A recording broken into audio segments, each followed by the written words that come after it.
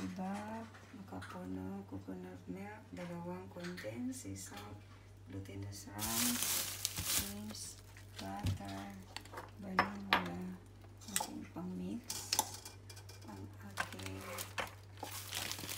nagayan, tsaka yung foil. Ayan. Para mamaya, ayan ang ating gagamitin.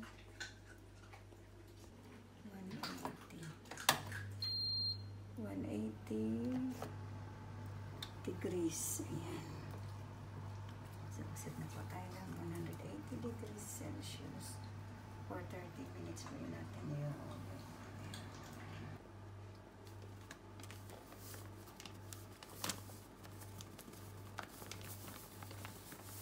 So, ayan, mix lang po. Halo-haloin lang po yung ating asin at saka glutinous rice. Nagawa tayo ng ano dito, pinakabutas. Ayan. Coconut milk sa ating binutasan. Ayan, ganyan na po siya. Lagay siya doon. Ayan. 2/3. Ini-melt muna na.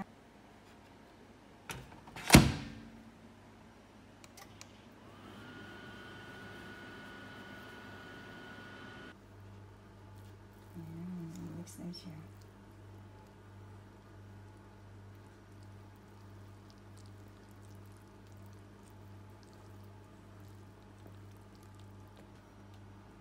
Condensed milk.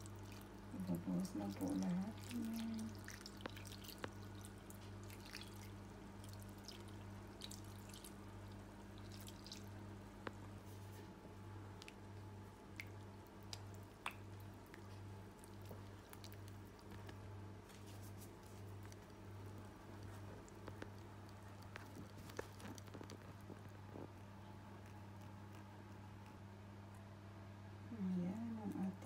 Butter.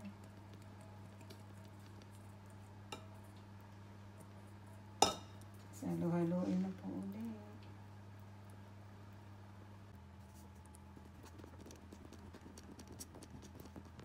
Ating 3 itlog.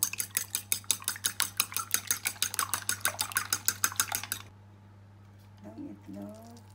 Ayan. Haluin lang ulit natin para mag-incorporate na siya.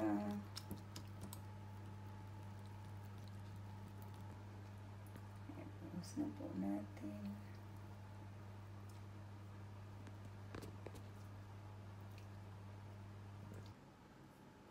Vanilla. Ito po, vanilla natin. Isang ano.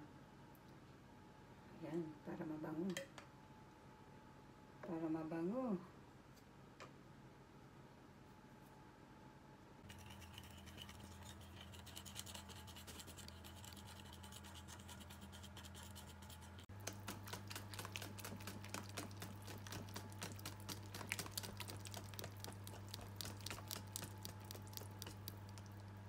Buo. Mix na po yan. Ayan, wala ka na makitang buo-buo sa ano niya. Ayan, saka sugar. Haluin lang ulit. Malagay na po tayo ng butter sa ating tray na gagamitin. Any kind of tray po. Basta pwede yung pang-oven. Tapos papalibutan lang po siya, pati yung gilid para hindi siya didikit. So, okay na po yung ating tray. Pwede na po yung ilagay ng ating mixture ng glutinous rice. Ayan, dahan-dahan na po. Pwede sa 2 tray. Pagkasya nyo po sa 2 tray. Ayan.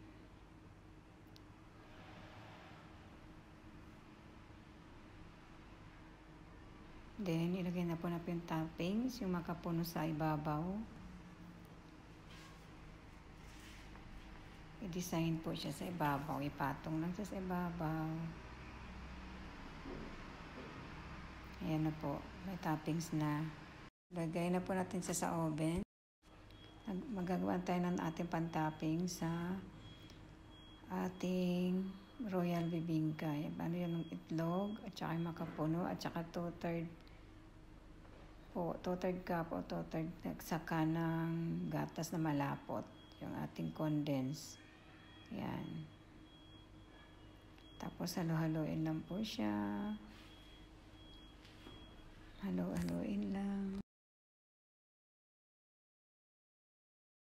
So, yan na po ating mixture. Ayan. Okay na po. Then, okay na din po ang ating 30 minutes na glutinous rice, ang ating bibingka. Ayan, okay na po.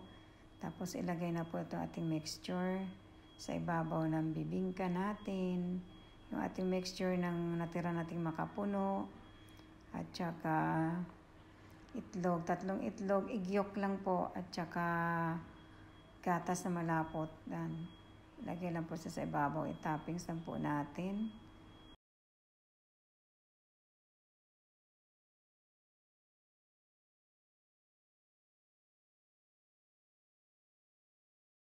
At aran po natin siya ng keso sa ibabaw. Maraming keso, mas malalong masarap po. Masarap lalo sa ibabaw.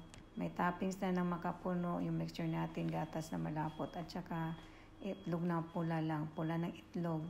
Tapos mixture, tapos yun, toppings natin pa rin yung cheese para lalong masarap.